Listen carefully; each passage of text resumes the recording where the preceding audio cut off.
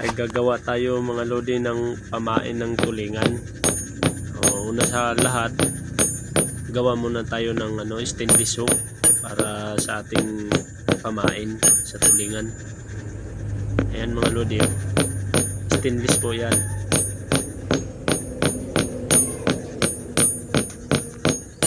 Number 70 yan yung ginawa natin na asero.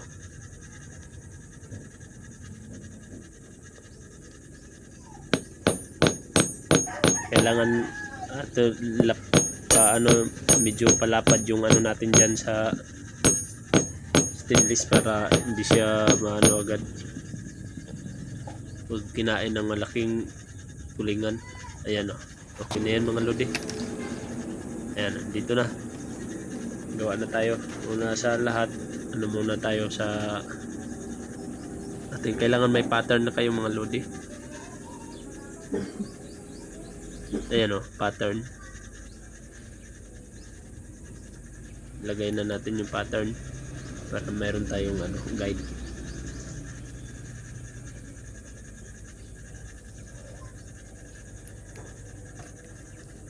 Ito palang gamit natin na UV light discharge po yan mga lodi. Maganda yan,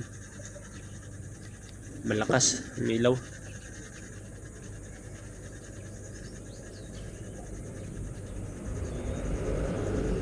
Yan, kailangan yung pattern mga lodi ginawa ninyo pantay para yung natin,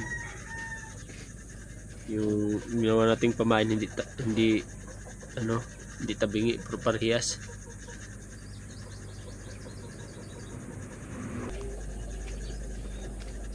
Yan, lagay na natin yung buntot. Ito pala yung ginawa kong buntot mga lodi, yung sa guma, elastiko sa amin dito. Yan yung ginawa ko.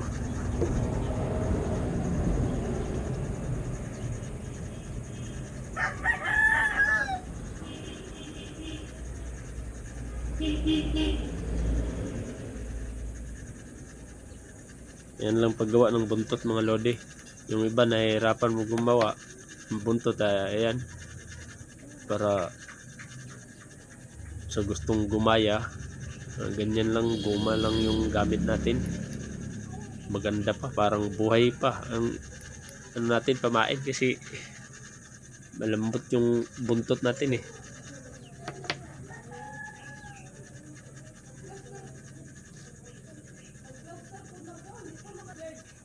Ayan. Sa sunod mga lodi, na natin yung ayan yung pinaka niya sa taas, kulay niya. Pala yan, puti yan mga lodi, at saka nilagyan lang natin ng borlas na pintab. Kunti lang yung nilagay natin kasi naman yan, makikita naman yan. Pangit kasi pag colored na kayo. Saka yan pakintab sa sa may tiyan.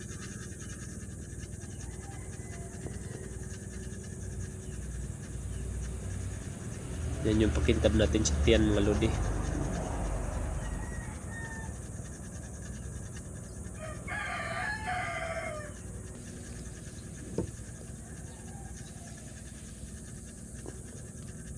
Ayan, okay na.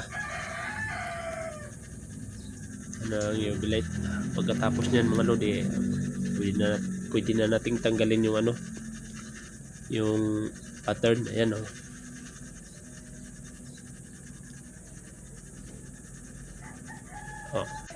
okay na.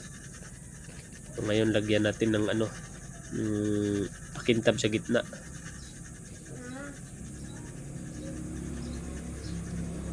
Ipantay muna natin yung sa ayan pag maganda yung pattern yung mga lodi, maganda rin yung yung gagawin mo lang, ayusin mo lang paglagay ng UV light para makinis, hindi siya bako-bako.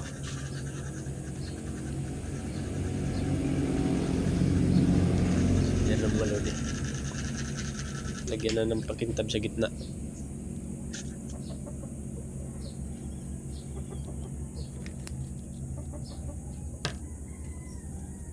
Yan.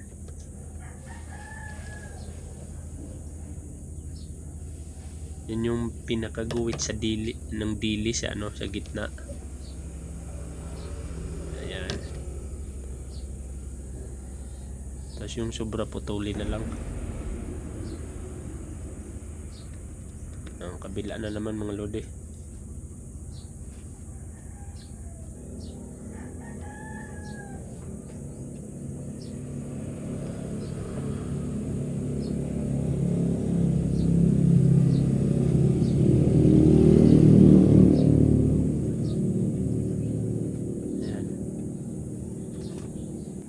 Pagkatapos nyan mga lodi, lagyan natin ng ano, mata. Yung mata pala natin na ano lodi, yan, 5. Yung laki nyan.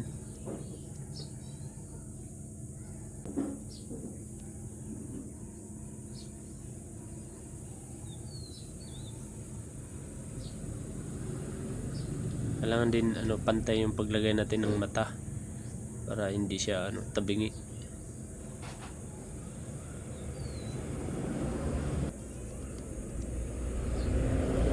Mga lodi, ano, lagyan lang natin ng UV resin para kumapit.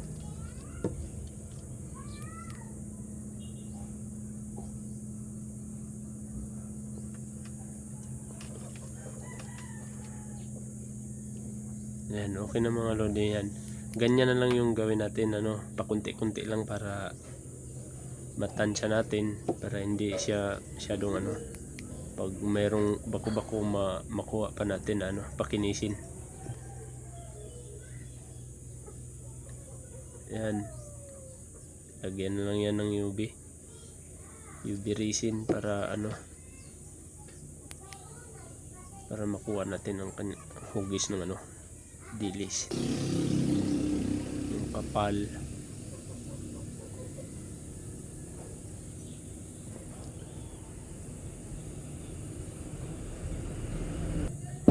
Ayan, ganyan lang mga lodi yung ano, pantayin nyo na lang na pag maglagay kayo ng UV resin, ipantay nyo na lang para maganda tignan. Wag rin yung masyadong makapal mga lodi, kailan tama-tama lang yung hugis niya. Pag maglagay kayo ng UV resin, wag yung ano, pabilog, medyo ano siya, pa-slide.